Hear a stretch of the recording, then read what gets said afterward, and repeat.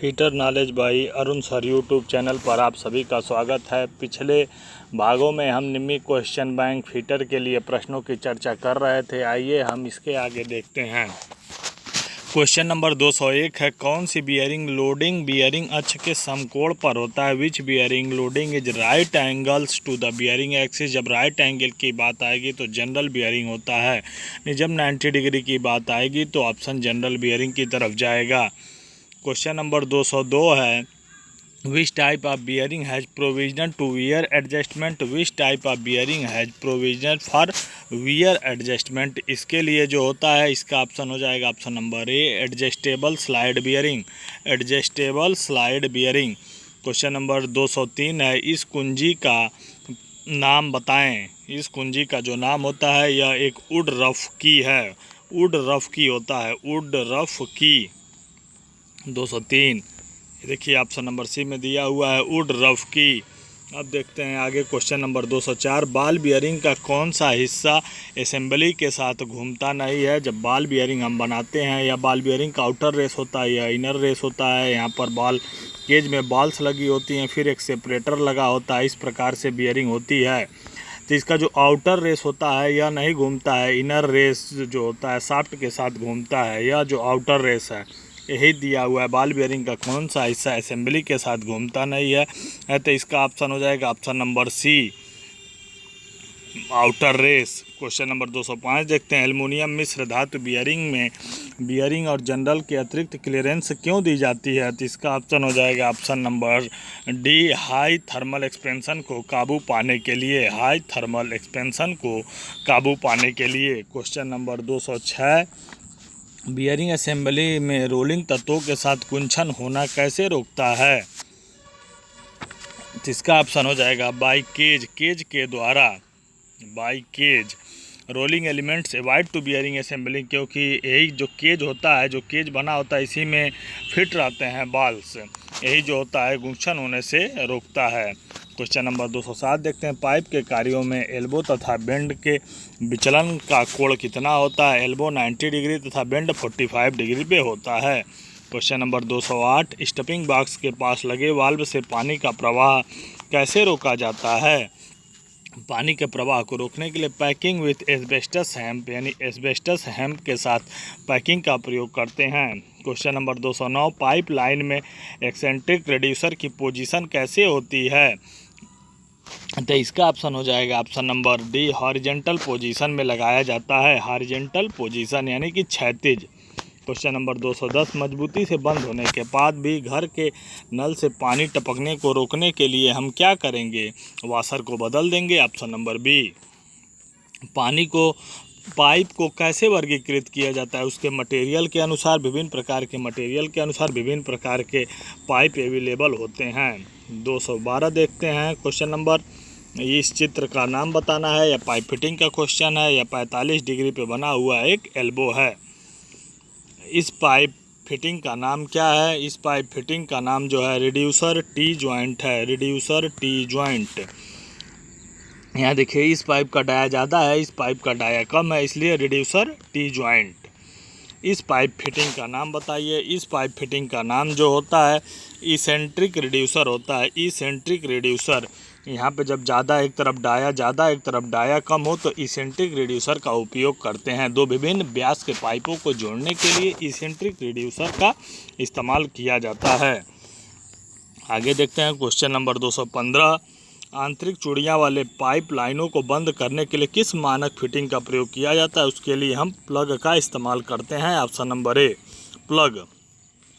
आगे देखते हैं क्वेश्चन नंबर 216, किस प्रकार के रिंच का उपयोग 50 mm से अधिक व्यास के मीटर पाइप को मजबूती के साथ पकड़ने के लिए किया जाता है? तो इसका हो जाएगा chain pipe wrench. Chain pipe wrench.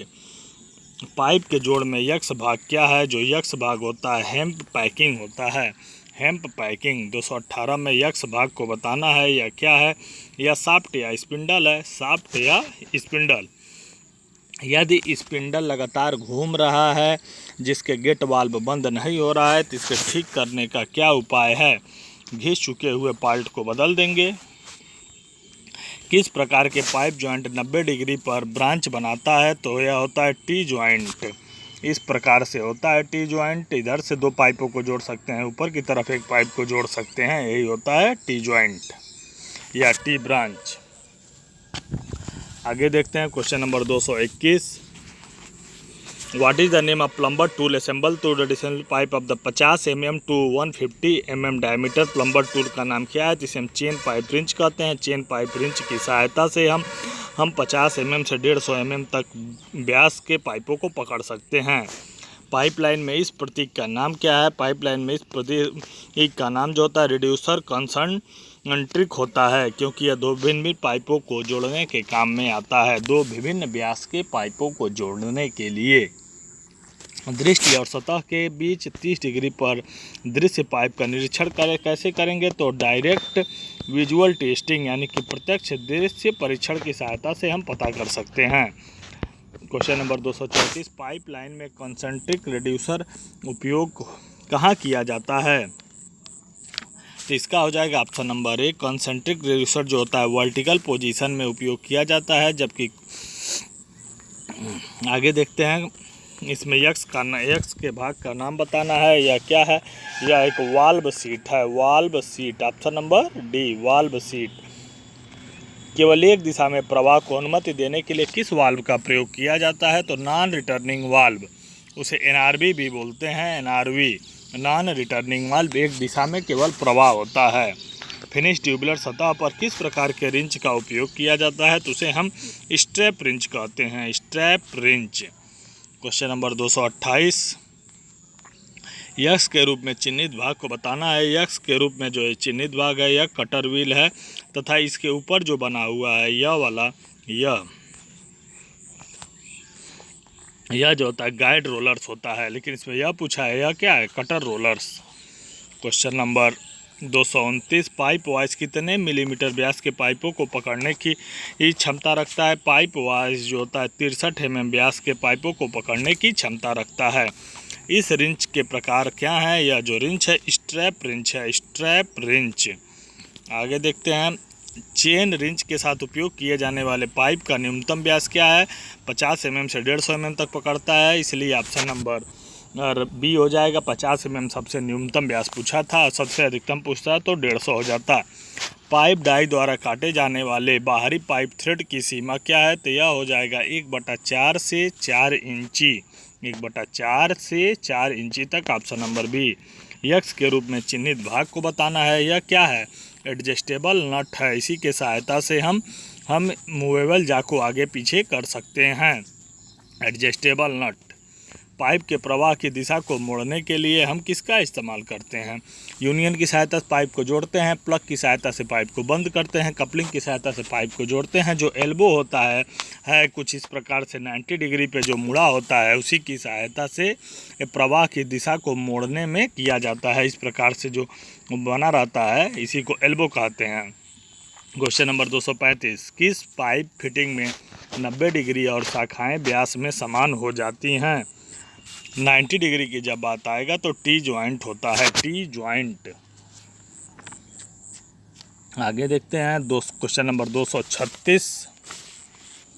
इस पाइप फिटिंग का नाम क्या है? यह पाइप फिटिंग जो होता है यह कैप होता है। यह पाइपों को एक सिरे को बंद करने के काम में आता है।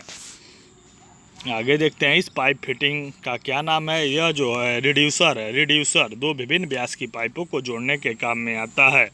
प्रवाह को नियंत्रित करने के लिए किस वाल्व का उपयोग किया जाता है और इसे खुला या बंद स्थिति में रखा जाता है? तो इसके लिए गेट वाल्व का प्रयोग करते हैं। Gate valve.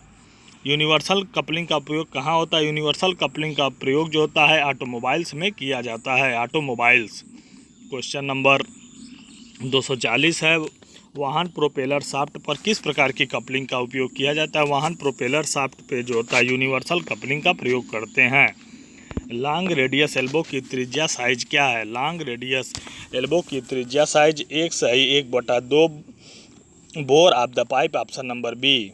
पाइप के बोर के 1/1/2 टाइम्स, ऑप्शन नंबर बी। आगे देखते हैं क्वेश्चन नंबर 242। साल्ट रेडियस के एल्बो की त्रिज्या साइज क्या है? Equal to the bore of pipe, यानी कि पाइप के बोर के बराबर होता है। अगर जब लॉन्ग पूछेगा, लॉन्ग रेडियस, तो 1/1/2 times bore of the pipe. जब शॉर्ट पूछेगा, equal to the bore of pipe होगा। 45 डिग्री के लिए पाइप को मोड़ने के लिए किसका उपयोग करते हैं? 45 डिग्री पे मोड़ने के लिए हम एल्बो का इस्तेमाल करते हैं, एल्बो, ऑप्शन नंबर ए। दो पाइपों को जोड़ने के लिए कपलिंग का, रिड्यूसर का इस्तेमाल दो विभिन्न व्यास की पाइपों को जोड़ने के लिए हम करते हैं। क्वेश्चन नंबर 244, विभिन्न व्यास की पाइपलाइनों को जोड़ने के लिए किस मानक फिटिंग का उपयोग किया जाता है? इसके लिए हम रिड्यूसर का इस्तेमाल करते हैं, ऑप्शन नंबर सी। बाहरी थ्रेड के दो पाइपों को जोड़ने के लिए पाइपलाइन में किसका इस्तेमाल करते हैं? उसके लिए हम कपलिंग का इस्तेमाल करते हैं, कपलिंग। बंद होने के बाद भी नल से पानी टपकने का क्या कारण है? दोषपूर्ण वाशर है, वाशर को बदल दीजिए, पानी टपकना बंद हो जाएगा, ऑप्शन नंबर ए। क्वेश्चन नंबर 247 है, क्यों चालू होने के बाद नल से तेज आवाज़ आ रही है? नल से तेज आवाज़ होने का कारण है valve lose on the spindle, spindle पर वाल्व का ढीला होना, ऑप्शन नंबर डी। आगे के प्रश्नों की चर्चा हम अगले पार्ट में करेंगे तथा इस सीरीज को ज़्यादा से ज़्यादा शेयर करें तथा चैनल को सब्सक्राइब करना ना भूलें, क्योंकि सारे प्रश्न आपकी परीक्षा में यहीं से आएंगे।